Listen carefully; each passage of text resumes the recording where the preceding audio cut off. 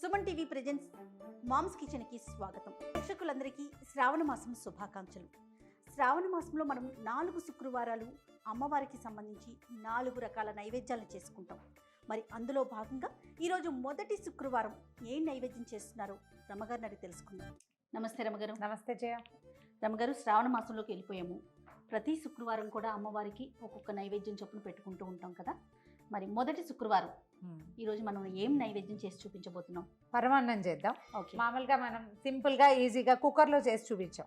ఇత్తడి గిన్నెలో అన్నం పరమాన్నం ఏ గిన్నెలో అయినా మనం విడిగా పాలతో ఉడికించుకుని చేయటం కొంచెం టైం టేకింగ్, కాకపోతే సంప్రదాయబద్ధమైన విధానం. ఓకే.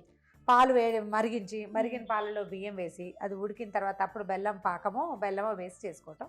అలా చేసి చూపిద్దాం. ఓకే. ఇత్తడి గిన్నె అనగానే ఒక ఆధ్యాత్మిక భావన వచ్చేస్తుంది రమ్మగారు. ఎందుకో అలాంటి ఫీల్ అనిపిస్తూ ఉంటుంది, పురాతన భావన వల్ల. అది మామూలుగా ఇత్తడి వస్తువు ఏదైనా గిన్నె స్టవ్ మీద పెట్టేటప్పుడు పాలు పోయాలంటే ఖచ్చితంగా గిన్నెలో తడి ఉండాలి. పొడి గిన్నె పెట్టి అది గిన్నె వేడెక్కకపోయకూడదు. మనం ఏ గ్లాస్తో పాయసం చేయదలుచుకున్నామో దానికి 6 గ్లాసుల పాలు కావాలి మనకి. 1:6. 4 గ్లాసుల పాలు, ఒక 2 గ్లాసులు నీళ్లు పోసాం. ఇందులో పోసేస్తాను.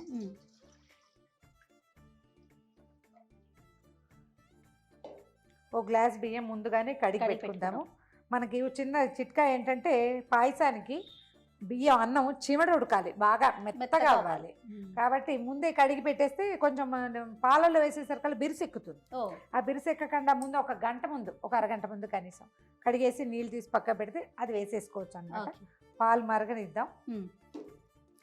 మీరు ఎలాంటి నైవేద్యాలు చేస్తారండి? ప్రతి శుక్రవారం పూజ చేసుకుంటారా రమ్మగారు? మామూలుగా శుక్రవారాలు పూజ ఎలాగో ఉంటుంది. శ్రావణ మాసంలో అన్ని 4 వస్తే 4, 5 వస్తే 5. రెండో రోజు వారం వరలక్ష్మి వ్రతం చేస్తాం కదా, మిగిలిన 3-4 వారాలు చేస్తాను. ఓకే.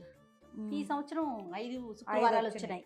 మామూలుగా ఏంటంటే పాయసం సులువుగా ఏదైనా పని హడావిడి బయటికి వెళ్ళిపోవాలంటే ఒక పాయసం, లేదా కొంచెం ఖాళీగా ఉన్నామంటే పాయసంతో పాటు కొంచెం పులిహోర, కొంచెం దత్తోజనం, అలా కూడా రవ కేసరి, లేకపోతే ఇక శనగపప్పు పాయసం కానీ, శనగపప్పు పాయసం కూడా బాగుంటుంది. అవును. శనగపప్పుతో వడలు కానీ, లేదా పాయసము బజ్జీలు, పాయసము వడలు. సాధారణంగా అమ్మవారికి అసలు ఎలాంటి నైవేద్యాలు పెడతాం మనం?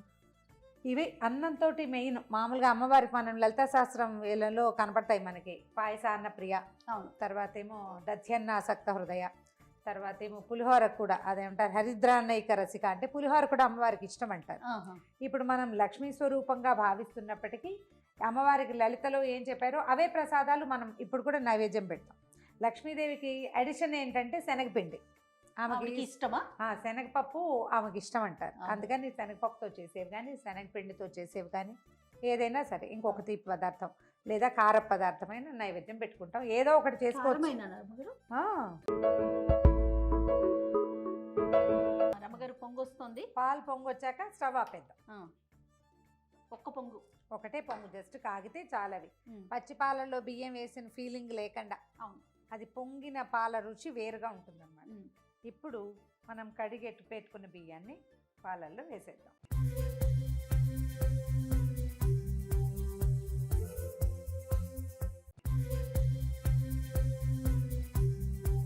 ఉంటే పాయసానికి బాగుంటుంది. అవును. గరిటె పెట్టి ఒకసారి కలిపి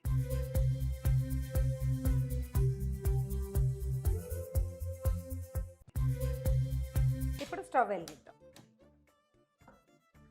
దీన్ని నిదానంగా సిమ్లో ఉడకనివ్వండి. బాగా 20-25 నిమిషాలు పడుతుంది తాపిగా ఈ అన్నం ఉడకడానికి. ఇది పొంగు వచ్చినప్పుడు పొర్లిపోకుండా ఒక గరిటెని ఇందులో పడేసి పెడితే బియ్యం పొంగు రాకుండా, అంటే పాలు పొంగి కింద పడకుండా ఉంటాయి. లేకపోతే మన రసప్తం పాయసం లాగా పొంగుతూ ఉంటాయి కదా, ఆ బాధ లేకుండా అనమాట. రమ్మగారు, కొంతమందికి కొన్నిసార్లు పగిలిపోతుందండి. పాలు పోయిగానే బెల్లం వేయగానే పగిలిపోతుంది. దానికి ఏదైనా టిప్ చెప్పండి. దాని టిప్కేముంది, మనం ఇందులో అసలు బెల్లం వేయొద్దు, పాకం వేయొద్దు. అన్నం మొత్తం ఉడికాక పాకం బట్టి పోసుకుందాం, కలుపుకోవటం. అప్పుడు పగలకుండా ఉంటుంది.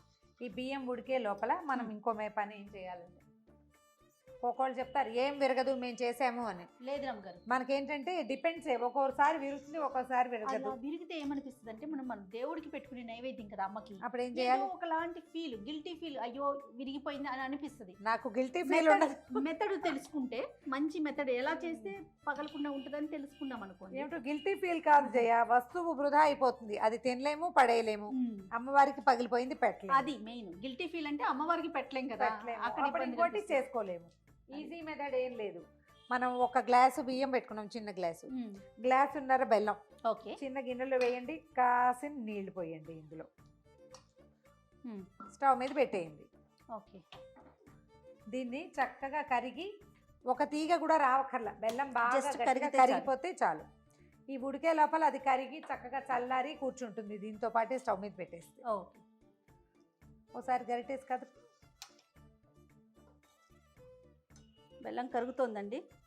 కొత్త పాత బెల్లం ఇలాంటి ఫీలింగ్స్ ఉంటాయి, దీనివల్ల విరిగిందేమో దానివల్ల విరిగిందేమో అనే ఒక ఆలోచన వచ్చేస్తా ఉంటుంది. కాజేయ ఇవాళ రేపు బెల్లం సరిగ్గా పక్వంగా ఉడకనివ్వటం లేదు, అంటే పాకం చూడ టంగు గడ్డలా ఉంటుందా, అవును, దాన్ని కొడితే మన శక్తియుక్తులన్నీ నశించిపోతాయి, అది మెత్తగా తునుగుతుంది, లోపల నుంచి పాకం వస్తుంటుంది. అవును, సరిగ్గా వండకపోవటం వల్ల వస్తుంది. తర్వాత ఏమో ఉప్పు ఒకటి సాల్టీగా ఉంటాయి, దానివల్ల కూడా విరిగిపోతుంది. అనుమానాలు లేకుండా మనం పాకం పట్టుకుంటే అది కొత్తది పాతది లేదు, శుద్ధది గట్టిది ఏదైనా సరే అంతే, నోరు మూసుకుని కూర్చుంటుంది, చక్కగా చెప్పిన మాట వింటుంది అనమాట. కట్టె వంకర పొయ్యి తీరుస్తుందని ఒక సామెత ఉంది తెలుసా, అది స్టవ్ తీర్చేస్తుంది అనమాట. కరిగిపోనిచ్చి స్టవ్ ఆపేసి. ఓకే,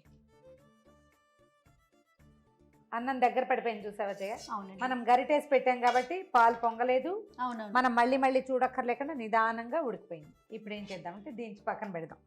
ఈ ఉడుకు కొంచెం ఆగాక గనక మనం బెల్లం పాకం వేసుకుంటే, అంటే వేడి మీద వచ్చేస్తే పగిలిపోతాయి, కాస్త ఆగితే ఇప్పుడు 2 నిమిషాలు దీని పక్కన పెట్టామనుకో దాని దారిన అది అవుతుంది. ఈ లోపల స్టవ్ వెలిగించు, మనం జీడిపప్పులు కిస్మిస్లు ఇది పట్టుకో, ఇది మన మాట విందు, వేయించేసుకుందాము. స్టవ్ సిమ్లో పెట్టా.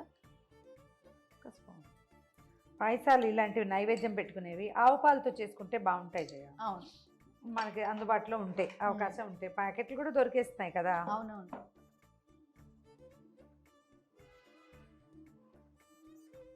జీడిపప్పులు కిస్మిస్లు మీకు ఆసక్తి ఉంటే ఇందులో ఏలకపొడితో పాటు పచ్చకర్పూరం కూడా వేసుకోవచ్చు. కాకపోతే పచ్చకర్పూరం స్పెషల్లీ పొంగల్కి బాగుంటుంది చాలా, పాయసంలో కూడా వేసుకోవచ్చు.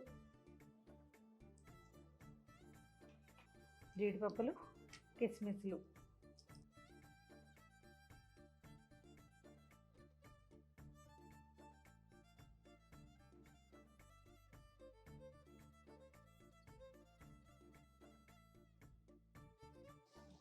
పప్పులు వేగిపోయినాయి, స్టవ్ ఆపేసి.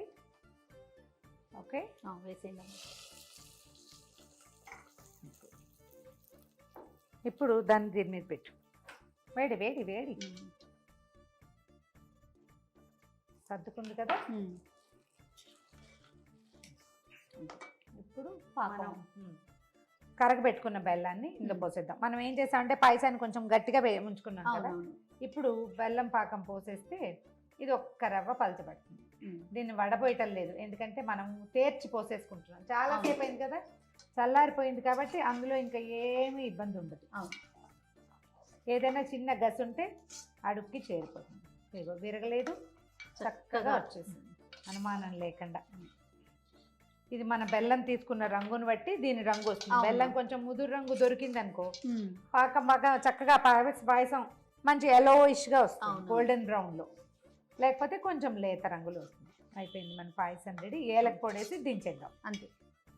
ఫ్రెష్గా కొట్టిన ఏలక పొడి వేసి దించేద్దాం. ఓకే, చక్కగా లూజ్గాను లేదు టైట్గా లేదు, కరెక్ట్గా వచ్చింది రమ్మగారు. ఇది ఇప్పుడు స్టవ్ మీద ఉంది కదా, అవును, 1 గంటకి మనం నైవేద్యం పెట్టి మనం ప్రసాదం పెట్టుకునే టైంకి ఇది స్పూన్తో తీసుకునేలాగా వచ్చేస్తుంది. పాకం కరెక్ట్గా సెట్ అవుతుంది అనమాట. చిక్కగా బాగా టంగుగా కావాలంటే బెల్లంలో నీళ్ళు తక్కువ పోసుకోవటమే. మనం ఇలా ఈ కన్సిస్టెన్సీ కోసం నీళ్ళు ఎక్కువ పోసాం, నీళ్ళు తగ్గిస్తే కొంచెం చిక్కగా వస్తుంది అంతే. అయిపోయింది మన పాయసం రెడీ. కొంచెం నెయ్యి వేసి పాత్రలోకి తీసుకుందామా? సరే, పాత్రలోకి తీసాక వేసుకుందాం. వేడి వేడి పాయసం తయారుగా ఉంది జయ, అమ్మవారికి నివేదన చేసేయటమే. అయితే వేడి పాయసాలు నివేదన చేయకూడదు, కొంచెం చల్లారనివ్వాలంటారు. కొద్దిగా చల్లారి నుంచి అంటే పొగలు కక్కుతున్న దాన్ని పెట్టకూడదు, కొంచెం గ్యాప్ ఇవ్వాలి. దీని మీద చక్కగా ఒక స్పూన్ మంచి నెయ్యి వేసి అంతే. అమ్మవారికి నివేదన చేసుకోవటమే. ఇంకా ప్రసాదము అంటే మనం ప్రతిసారి కూడా చేసేది ఇంతే కదా రమ్మగారు. అంతే, పరమాన్నం పాయసం, అని, పొంగలి, చక్కెర పొంగలని, పొంగల్ చేస్తాము. పులిహోరని ఇవే కదా. అంతే. మరి మరొక ప్రసాదంతో మళ్ళీ కలుద్దామండి. తప్పకుండా. నమస్తే రమ్మగారు. నమస్తే జయ.